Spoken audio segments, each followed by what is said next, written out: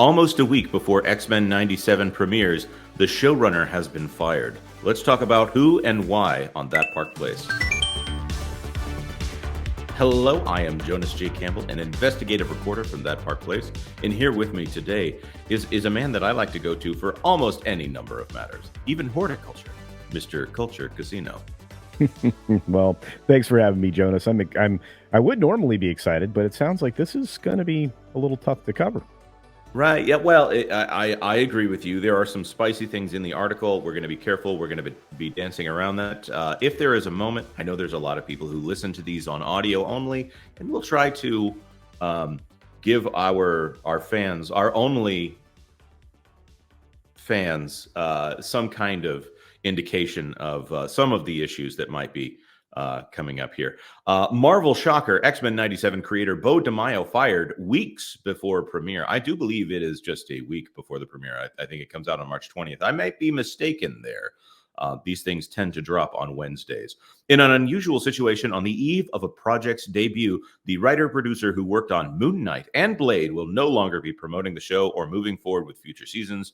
Moon Knight is, I think there may be something happening there, but Blade has been pushed back and pushed back and pushed back. This by Boris Kitt and Aaron Couch of The Hollywood Reporter. You can see a picture of Mr. Beau DeMayo there. Earlier this month, Beau DeMayo was in the midst of a particularly busy time at Marvel Studios. The writer-producer was preparing for the launch of X-Men 97, the Disney Plus series he created as a continuation of the beloved 90s Fox kids show. So I just want to confirm here, this is a kids show. Or at least it's a continuation of a kid's show. Culture, yes. Do you have something there? No, you're right. This is a kids show. Yep. DeMayo, a Marvel regular who previously wrote on the live-action series Moon Knight, as well as early drafts of the company's delayed but still upcoming vampire thriller Blade. Interesting.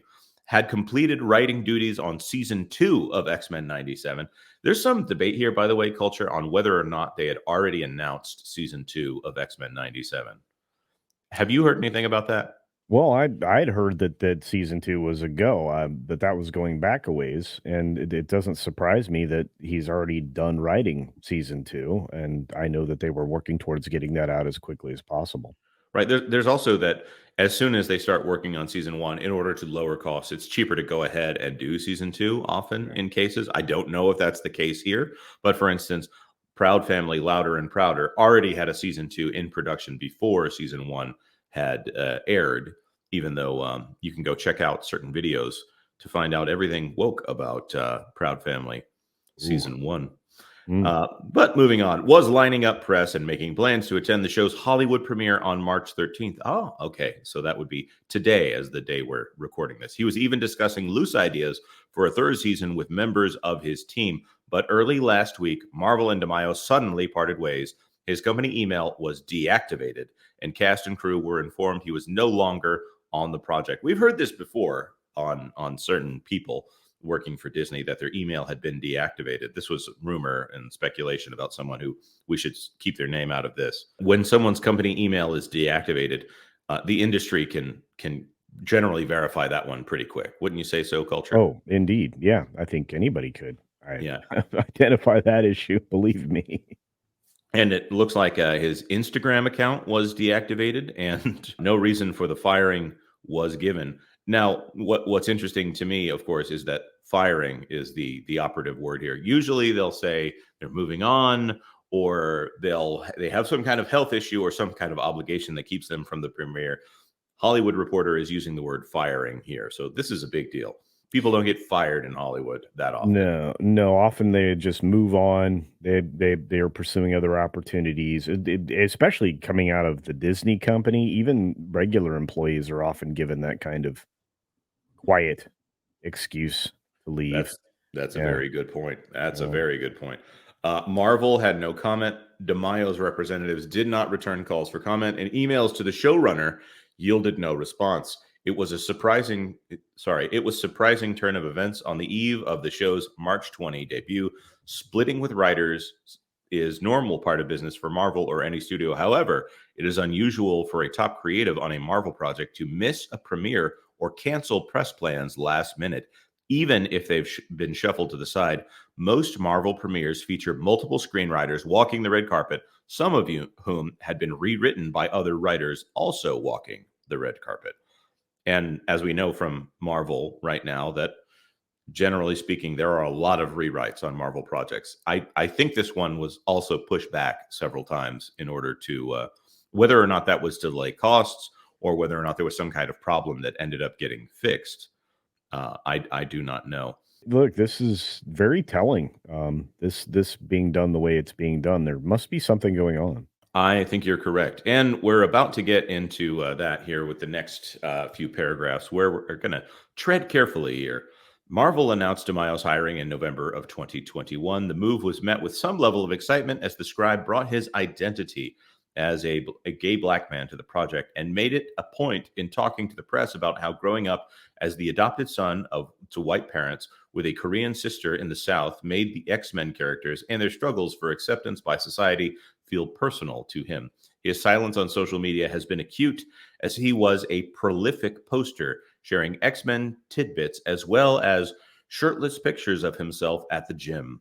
For a time, he also ran a non-explicit account separate from his Instagram, all of which inspired the Alphabet publication Out to declare him the sexy gay Marvel writer and showrunner to know. So this is something that I wouldn't normally. 20 years ago, Disney would never be associated with someone who had this kind of account. Well, first of all, that particular streaming platform or whatever it is did not exist at that point. I'm going to spare myself the research of trying to confirm that fact. Yeah, but others of similar ilk existed. So that's true. That's true. And if this was a female writer doing this, then I think it would be much more salacious and it would be a culture battle as well. So I don't think it's the orientation that's the issue here. No. But at times, social media had proven a challenge while making the series. In May 2023, DeMayo announced he would be deleting his Twitter account after he was attacked by users accusing X-Men 97 of whitewashing the character Sunspot with the casting of Brazilian actor Gui Agostini in the role. X-Men 97 continues the story of X-Men. Okay, this is generally speaking some wrap up here and his thoughts on the X-Men. Culture, I think something even more than what was mentioned in this article. There are rumors that there are larger issues at play here. I do believe this guy worked on The Witcher at some point. There are people coming out of the woodwork that are saying that he has not always been a pleasure to work with.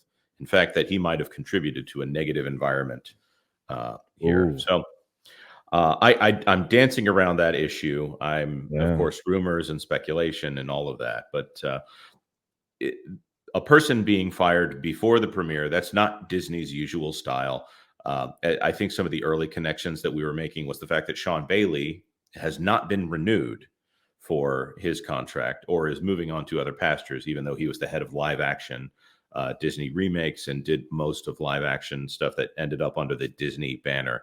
So him moving on is a different animal than a showrunner basically disappearing for one reason or another right before his high profile show comes out.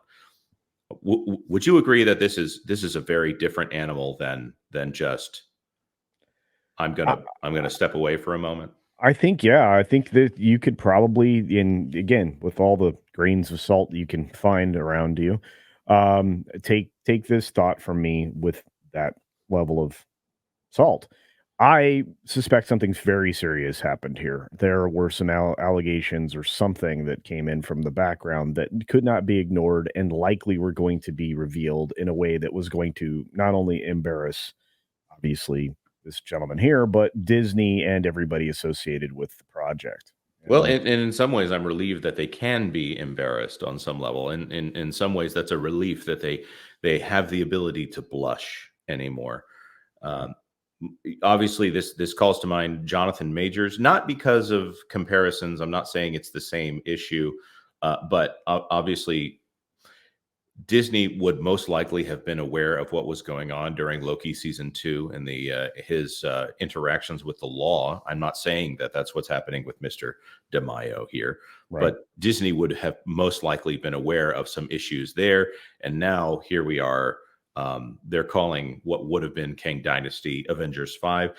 Replacing a writer on a show is very different than replacing your lead villain of your saga. But at the same time, I wonder if Disney is learning that they need to get ahead of these things. Of course, anyone in my organization that has that particular kind of social media account, I'm gonna raise some questions there as to whether or not there's a good cultural fit.